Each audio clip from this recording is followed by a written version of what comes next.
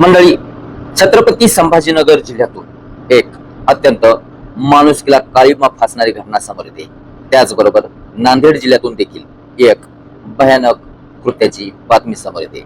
या दोन्ही जिल्ह्यातील घडलेल्या ह्या घटना अंगावर शहारे आणणाऱ्या आहेत आणि या दोन्ही घटनांनी महाराष्ट्रात पुन्हा एकदा खळबळ उडाली. आणि ही घटना आता घडल्यामुळं अजून तर कोणाला माहिती नाहीये, परंतु या दोन्ही घटना ऐकल्यानंतर तुमच्या देखील काळजाला धक्का बसेल. एवढ्या भयानक घटना छत्रपती संभाजीनगर जिल्ह्यातून आणि नांदेड जिल्ह्यातून दोन्ही जिल्ह्यातून समोर येत आहेत. छत्रपती संभाजीनगर जिल्ह्यात तर माणुसकीला काळीमा फासणारी घटना आलीच, परंतु नांदेड जिल्ह्यातील जी आहे ती अत्यंत काळजाचा ठोका वाढवणारी. छत्रपती संभाजीनगर जिल्ह्यातील घडलेली घटना ही एक तरुण त्याने सोशल मीडियावरती एक सुंदर फोटो टाकला आणि त्यातून फ्रेंडशिप करत मुलींना फसवायचा. परंतु बॅड लक, योग असा समजावा की त्याच्या जाळ्यामध्ये अनेक मुली आतापर्यंत फसल्या, परंतु यावेळेस त्याच्या जाळ्यामध्ये जी मुलगी फसली होती ती मुलगी नव्हती, तर ती एक 25 ते 30 वयोगटातील महिला होती. आणि ती महिला त्या पुरुषाच्या जाळ्यात अडकली. त्या दोघांमध्ये ओळख झाली, प्रेम प्रकरण सुरू झालं. अनेक वेळा त्यांनी शारीरिक संबंध देखील केले, परंतु एका दिवशी त्याने तिच्यासोबतचे प्रायव्हेट फोटो, प्रायव्हेट व्हिडिओ त्याने काढून घेतले आणि तिला ब्लॅकमेलिंग करायला सुरुवात केली. फोटोला एडिटिंग करायचा, वेगवेगळ्या पोज मध्ये घ्यायचा आणि सोशल मीडियावर मी व्हायरल करील अशा धमक्या द्यायचा. परंतु ती महिला घाबरली नाही, भिली नाही.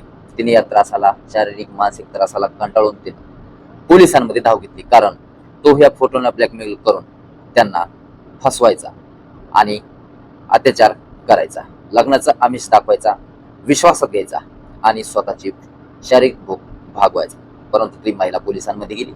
सिटी चौक पोलिसांमध्ये जाऊन संपूर्ण घटनाक्रम तिने सांगितला. पोलिसांनी ताबडतोब ऍक्शन घेतली आणि त्याला तांत्रिक यंत्रणेद्वारे संपूर्ण काही डिजिटल एव्हिडन्स गोळा केले आणि त्याला बेड्या ठोकल्या, कायमचा धडा शिकवला. त्या मुलीच्या, त्या महिलेच्या सावधगिरीमुळे आज आरोपी गजाआड गेला. नाहीतर तिने जर पाऊल उचललं नसतं पोलिसांमध्ये तक्रार देण्याचं, तर आज कोणाचा तरी जीव देखील गेला असता. सावधगिरीमुळे आज त्या महिलेचा जीव वाचला. या घटनेबद्दल आपल्याला काय वाटतं? आपली प्रतिक्रिया कमेंट बॉक्समध्ये कळवा. आणि दुसरी, नांदेड जिल्ह्यातून जी एक भयानक दुष्कृत्याची घटना समोर येते, ती काळीच पिळवटून टाकणार येते. पांडुरंग कोंडा मंगले, त्या आरोपी बापाचं नाव पांडुरंग मंगले. पांडुरंगचं लग्न झालं होतं आणि त्याला 2 आवळ्या जवळ्या 2 मुली झाल्या होत्या. आर्थिक परिस्थिती ही टंचायची, जेमतेम मोलमजुरी केल्यानंतर पोट भरायचं अशी त्याची परिस्थिती. याच परिस्थितीमधून त्यानं स्वतःच्या 2 मुली आणि पत्नी आणि तो असा कुटुंब, परंतु त्याला त्या 2 मुली नकोशा वाटल्या, कारण परिस्थिती, पैशाची कमतरता.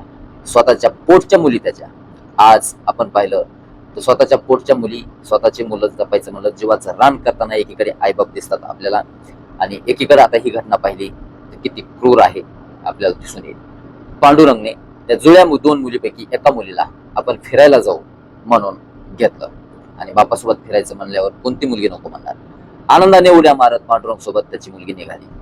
मोटरसायकलवरती बसली आणि दूर लांब नेलं आणि कॅनॉल मध्ये तिला फेकून दिलं. गळा दाबला, तिला मारून टाकलं, तिचा जीव घेतला आणि नंतर फेकून देखील दिलं आणि पुन्हा घरी आला.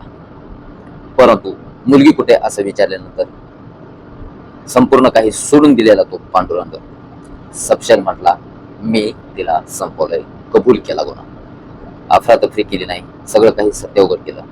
नांदेड जिल्ह्यातील मुखेड तालुक्यातील बऱ्हाळी या गावामध्ये घडलेली ही भयानक दुष्कृत्याची घटना समोर आली. परिस्थितीच्या आर्थिक टंचाईपायी आवळ्या जवळ्या मुलीपैकी एका मुलीची हत्या करणारा हा बाप आज कलियुगी बाप म्हणायला हरकत नाही. इतकं भयानक कृत्य या कलियुगी बापाने केलं. आणि हे दुष्कर्म करत असताना त्याचे हातपाय कसे थरथर कापले नसतील. स्वतःच्या पोटची मुलगी आहे, स्वतःच्या लेकराची हत्या करताना पांडुरंग आरोपी बापाला कसं काही वाटलं नसेल हा प्रश्न उपस्थित होतो. आणि यानंतर बऱ्हाळी गावावर संपूर्ण संतापाची लाट उसळली, शोककळा पसरली.